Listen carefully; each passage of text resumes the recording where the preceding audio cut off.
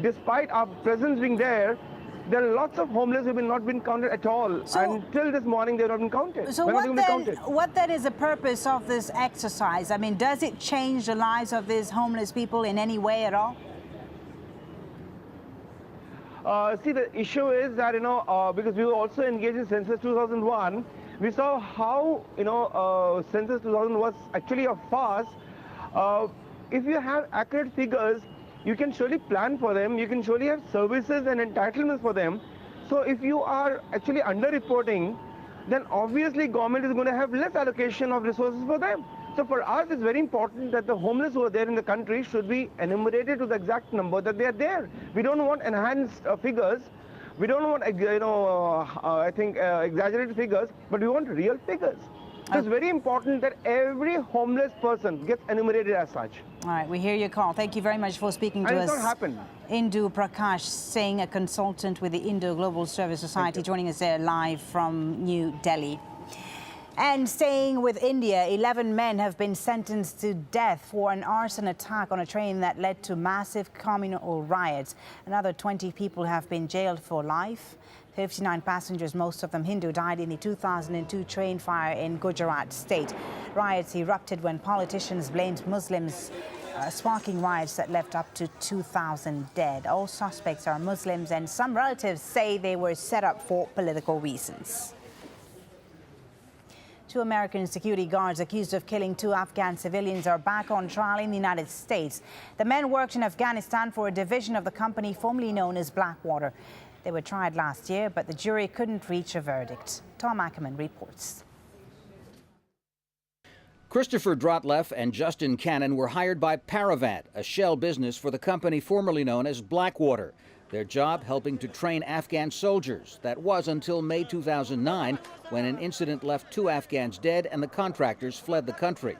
The 2 Americans say they fired their weapons in self-defense at the Afghans riding in a car which rammed their convoy and then tried to run them over. An Afghan pedestrian was also hit at close range and was among the dead. Prosecutors say the Afghans' car was never a threat, and a U.S. Army review found that the 2 Americans had been drinking that night and violated weapons policies. The incident was not the first involving questionable weapons use by Paravant Blackwater employees in Afghanistan. Official U.S. reviews have accused other company personnel of unauthorized possession and reckless use of Afghan military weapons.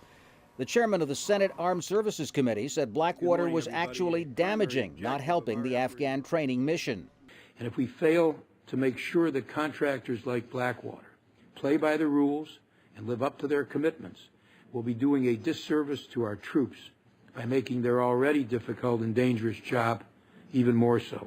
Levin has urged the Defense Department to reconsider its award of a potential $1 billion contract to Blackwater for training Afghan soldiers.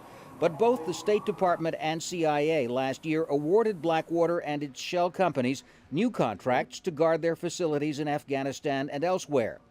Afghan President Hamid Karzai has set a 2-year deadline for all foreign security contractors to leave his country. The retrial of the Afghan shooting case follows a U.S. judge's dismissal of manslaughter charges against other Blackwater security guards working for the State Department in Iraq. Investigators found that in 2007 they killed 14 unarmed civilians without provocation, but the judge ruled that the evidence was inadmissible. Tom Ackerman, AlJazeera, Washington. Now, New Zealand came to a standstill on Tuesday as the nation marked exactly a week since a powerful earthquake struck. The city of Christchurch bore the brunt of the disaster. Police say up to 240 people may have been killed. Veronica Pedrosa reports.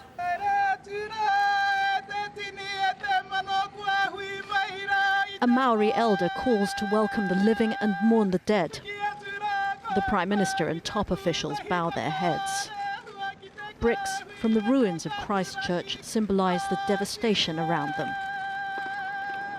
And New Zealand stopped, a week to the minute since a powerful earthquake. Emergency crews from around the world too silenced their jackhammers. They joined millions of New Zealanders in sombre tribute. 2 minutes of silence to remember the dead and missing. Prime Minister John Keyes called it one of New Zealand's darkest days. The official death toll is still rising. The number is fluctuating, but the figure that you've quoted of around 240 is solidifying.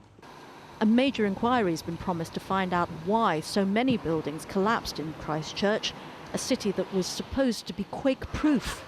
The finance ministers warned the earthquake's likely to wipe out any growth in New Zealand's already struggling economy. As if things weren't bad enough, Christchurch is still experiencing violent aftershocks, opening cracks in the ground, threatening to cause landslides and rattling residents' already frayed nerves. Veronica Pedrosa, Al Jazeera. Now, two former leaders of Argentina's military dictatorship have appeared in court on charges of taking hundreds of babies away from their parents. The men are accused of abducting the children of jailed dissidents. Teresa Bo reports from Buenos Aires. Argentina is putting its past on trial and on television for the nation to see. In the 1970s and 80s, when the country was ruled by a military junta, these two men played leading roles. Rafael Videla and Reinaldo Viñone are accused of orchestrating a scheme to take babies away from political prisoners and give them new identities and new parents.